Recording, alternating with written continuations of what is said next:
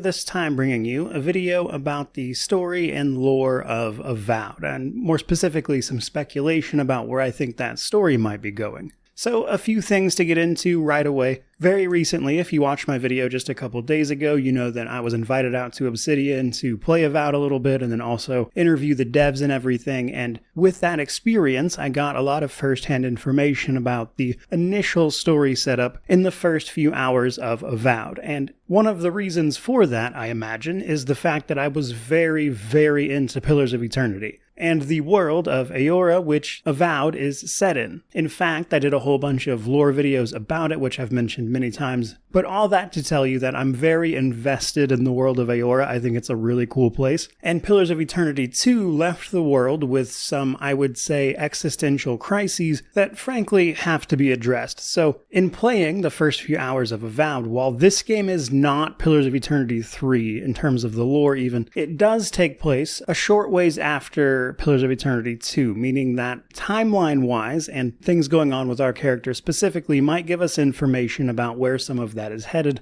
And all of that in particular is really what I want to talk about in this video. That's going to require me to explain a few things about the lore generally and also things from Pillars of Eternity 2 specifically, so spoilers for that game for sure. And then obviously I'm going to be talking about the opening hours of Avowed and what to expect there. So while not really spoilers in the strictest sense, probably worth a mention that I will be talking about them, and if you'd prefer to wait and play that game for yourself, probably not the video for you. Now, the way I would like to structure this is to first explain a few important bits of lore from the previous games, and I'll actually probably post my old lore videos about these subjects specifically down below as well if you want to learn even more. And then what we experience in the opening hours of Avowed, and then kind of roll that into some theories and speculation on my part. So right away in Avowed, we play as the godlike of an unknown god. Now, in the world of Eora, gods can bless children in the womb, basically to turn them into godlike. That means being a godlike is an almost sub-race that can be of any other race. This causes that child to form physical manifestations that look like whatever god they are associated with, meaning that in order for our character to be an unknown godlike, they have to have physical manifestations that aren't typically represented by any other god in the pantheon, which is the case. In fact, what I experienced was fungal growths that could be attached to your character as these manifestations. Now, you can also choose to turn those off if you just want to look normal, but otherwise, that's how it props up, and that means that whatever is causing your godlike state is somehow connected with,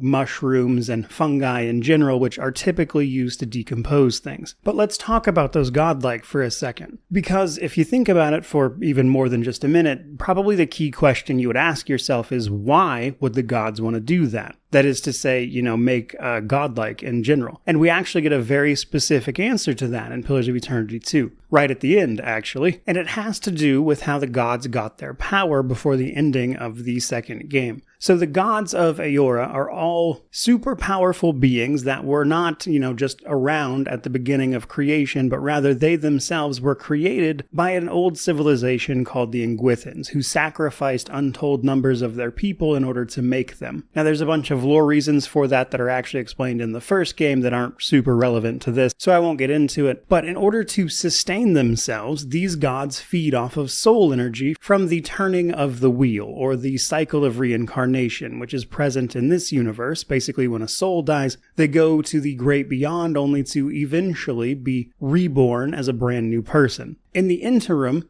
gods feed off of that energy, but the godlike are simply a backup plan. At any moment, the gods who gave those blessings to people can also simply take them back, meaning that the intent and purpose of godlike was to basically act as a failsafe. Now, each individual god has different relationships with their godlike. Some don't really care about them at all. Some have more personal relationships with them, which is why some gods had very few and other gods still had tons. Now, that is especially important because of what happens at the end of Pillars of Eternity 2 and what we then learn at the start of Avowed. So the end of PoE 2 sees the cycle of reincarnation being broken. The god Aothis manifests as a giant walking statue of Adra, which are pillars that act as a sort of conduit for souls, but Aothis uses this body to march to Ukaizo, where the Ingwithans set up a bunch of machinery to control the flow of the wheel, that is to say the cycle of reincarnation. And in destroying this machinery which had governed the wheel, which is a natural process, for so long, it effectively broke it in ways that it shouldn't be able to recover from, or at least they think that it won't be able to. Essentially meaning that here in a generation or two, both the gods and the mortal world are completely doomed. Gods will no longer have the energy that they need to sustain themselves, and the mortal world will simply not see any more births of actual people. They will be born soulless, which results in a zombie-like state, meaning that the end of the second game left the world on a catastrophic precipice. So now we fast forward to Avowed, which takes place a while later, and to that end, Avowed takes place about 3 or 4 years after the rough ending of 2, I believe. So to start putting some of that together before we talk about Avowed specifically, at the end of 2, the world is left in a huge crisis that could very well be world-ending. The gods might die, humanity or, mortal kind might die, the kith if you prefer. The godlike themselves can be used as a last resort by the gods in order to fuel them for a little while longer, as they are effectively energy reserves, while some sort of solution might be hopefully found for the broken wheel of reincarnation. Which brings us back to Avowed. We are the godlike of an unknown god in a world where it was made very clear that all of the godlike have relatively recently gone missing, which is why everyone is very surprised to see you. And even in the quest that we see in the Avowed preview called Dawn Treader that's been shown off a few times, we meet one other godlike named Sargemus, who was a godlike of Aethys. That's important because Aethys spent all of his energy in order to break the wheel at the end of 2 to begin with. He really doesn't have the power to do much of anything, and even if he did, it's unlikely that he would have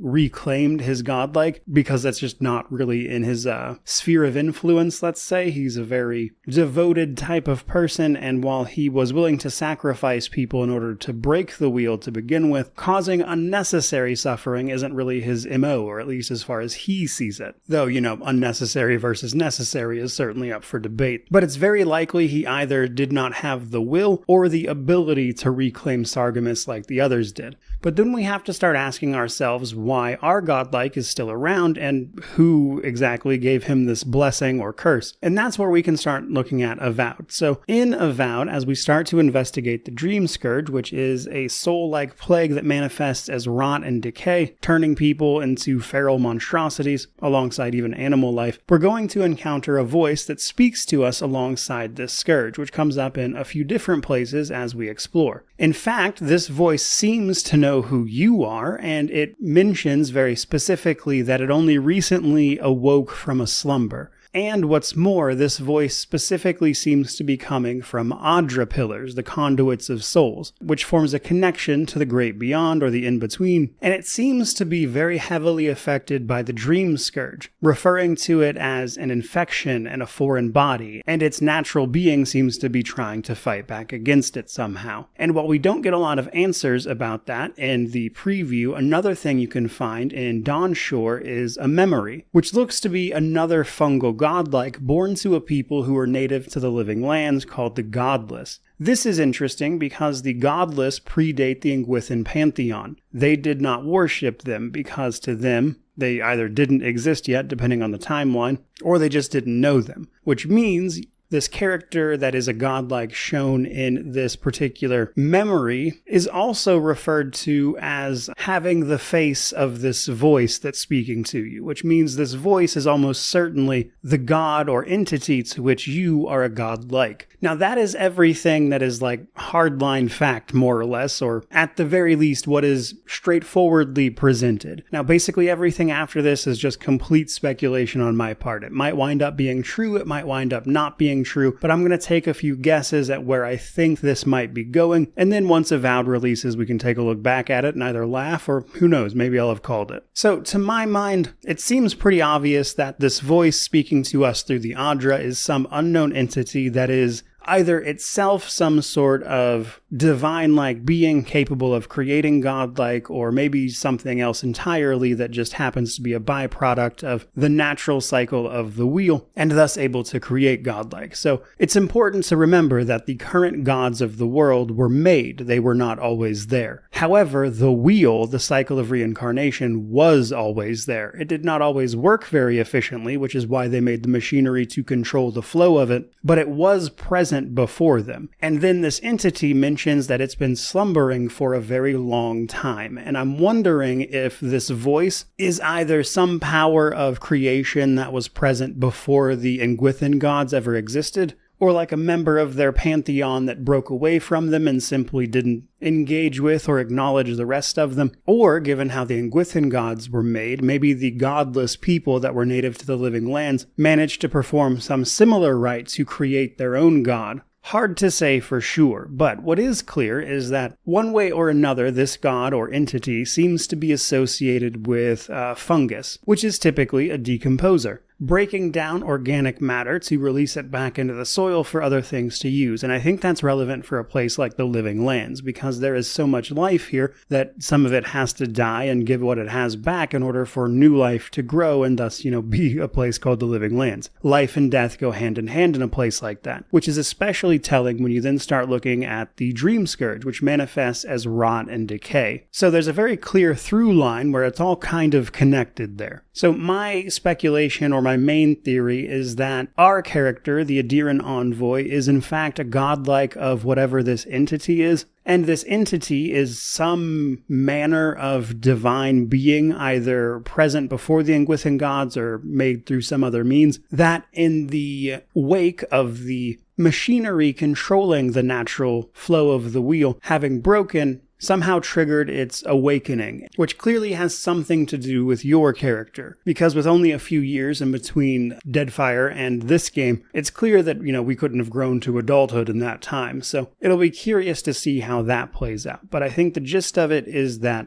while we might not get any hard answers about, fixing the wheel or the cycle of reincarnation, what I think might happen is that we might just learn what it was before the gods took control of it, and thus how we might restore it to its natural state, thus, staving off the immediate crisis at the very least. And I think it's likely that the Dream Scourge is going to tie into that somehow, perhaps being simply a symptom of this being trying to get its bearings after all these years, or a consequence of, it being bound in some way. Which, if that in particular is the case, it might stand to reason that the current Engwithan gods, which are still around, if in a weakened state, may not exactly be excited to learn about. Not least of which the Steel Garrote, who are present and serve the goddess Woedica, who happens to just be the patron god of the Adiran Empire, which I imagine might roll into it. But currently, with the information I have, that's kind of where my head's at, and I think it'll be really interesting to play more of Avowed and wind up learning how all of this connects together, if any of that happens to wind up being true, or if they take it in a different route. But for my money, I'm thinking that by destroying the wheel, Aethys unwittingly either woke something up or unbound something, or perhaps even knowingly, or perhaps as a third option, maybe in these cataclysmic results of that, something new was born. Though that one seems less likely given the voice's mention that it had been slumbering for some time. So there's a few different theories to work through there, but I think you kind of see what I'm getting at. And I think everything else, the Dream Scourge, etc., is probably going to be some sort of product of that. But if you couldn't tell by all of that information, I really love this world. I'm excited to see whether I'm close to the money or if I'm way off the mark when the game releases. So certainly stick around if you want to see more content around all of that.